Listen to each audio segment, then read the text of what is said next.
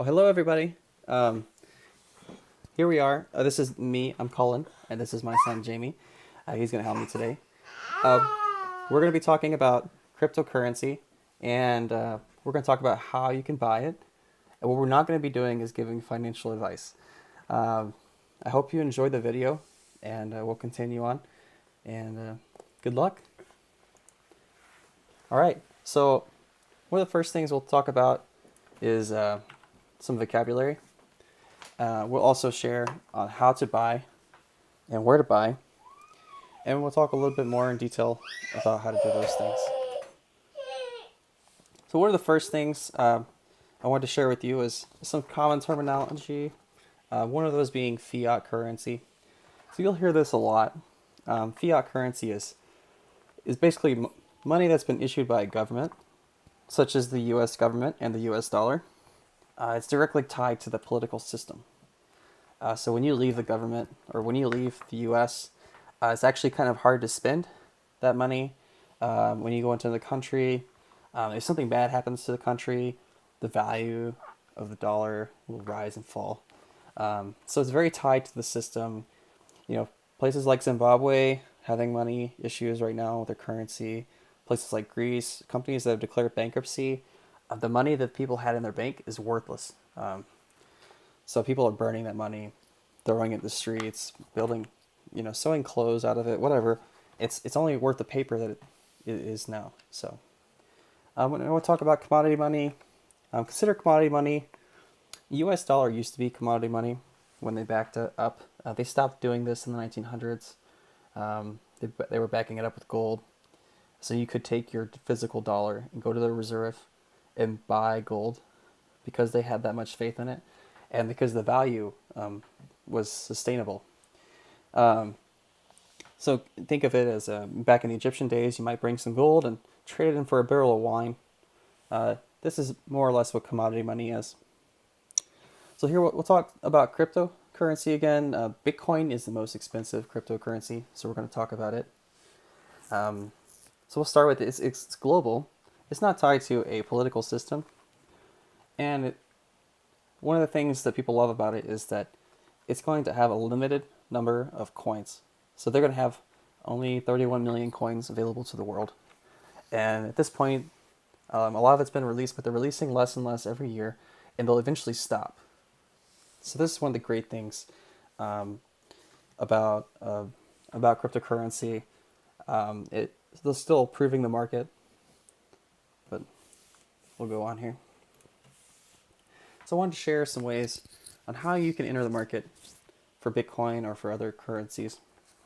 So we'll start with some of the common ways. When I lived in Vegas, I met one of the guys who built the RoboCoin ATMs. So one of the ways you can purchase Bitcoin is actually go to a Bitcoin ATM.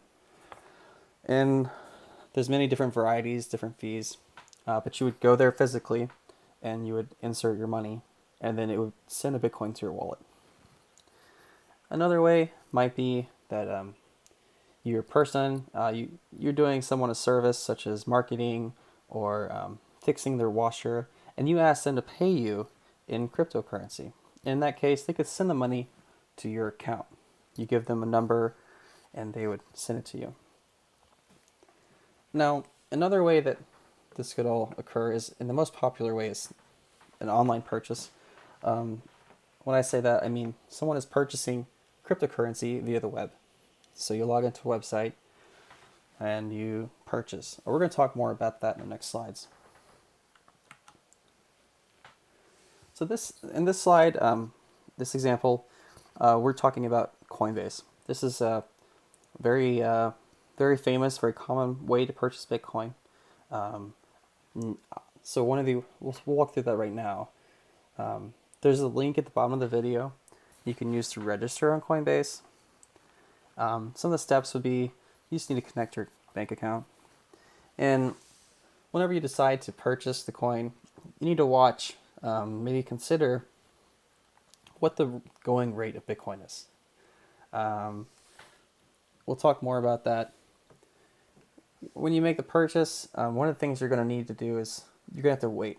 All right, so this method, you're going to need to wait 3 to 4 days for your Bitcoin to be before you can sell it, before you can transfer it, because they're waiting for your money to arrive safely at the company.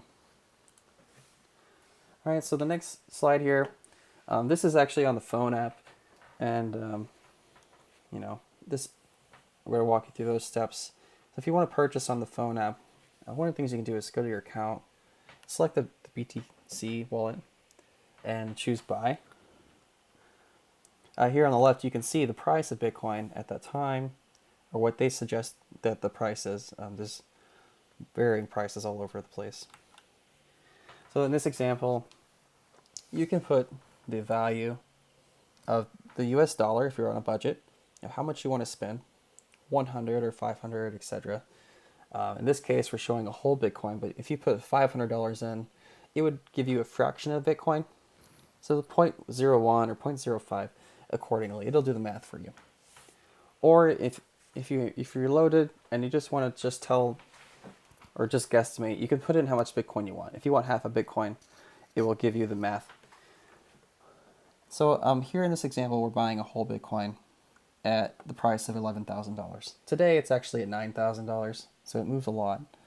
And then in this example, you can see that the full price you're going to pay is $11,054, and almost $200 of that is Coinbase fees. So in this example, again, if you were using PayPal in Coinbase, those fees are going to be even higher. So we're talking about closer to $440, or just less than $500 fees in transaction fees. So this is a little high for my taste. So I'm going to give you some better examples, some preferred methods. The one nice thing about this is as soon as you purchase, as soon as you click the buy button, you know that what you're paying, and you know how much the price of Bitcoin is. So this is nice if you're on the spot and you have to do it. But one of the preferred methods here, I like to use GDAX.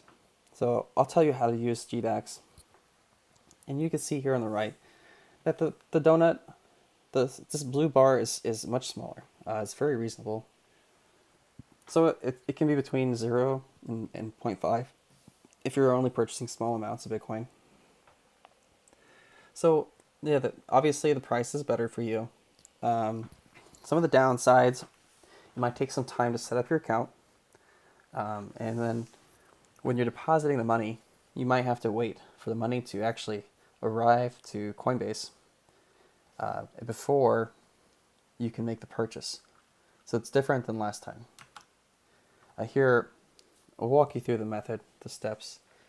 So you can log in with the Coinbase account we just created in the last section. And you need to perform your verification. So maybe you need to send in your ID via email or via upload. And you need to make a cash deposit. So typically, just like before, this time it's waiting for your money to transfer to Coinbase before you even place a buy order. And one of the nice things about GDAX is that you can choose the price you want to buy at. So before we were only buying at market price. In this case, on the GDAX, you can actually place a buy order. And if you prefer, if you thought that Bitcoin was going down to 6,000, you could place an order for a whole Bitcoin at $6,000, which is a little more than half of what the price is now. So you can do yourself a favor and use these limit orders. It's very nice. Or you can still place market orders, etc. But the nice thing about GDAX is your money is already in the account and you receive the Bitcoin almost immediately. So you can use that Bitcoin however you please. And when I say immediately, we think more like 30 minutes. Because with the blockchain and Bitcoin, it needs to go through 2 rounds of hashing, and it needs to validate that your money has been transferred and that it was actually a valid transfer, and et cetera, et cetera.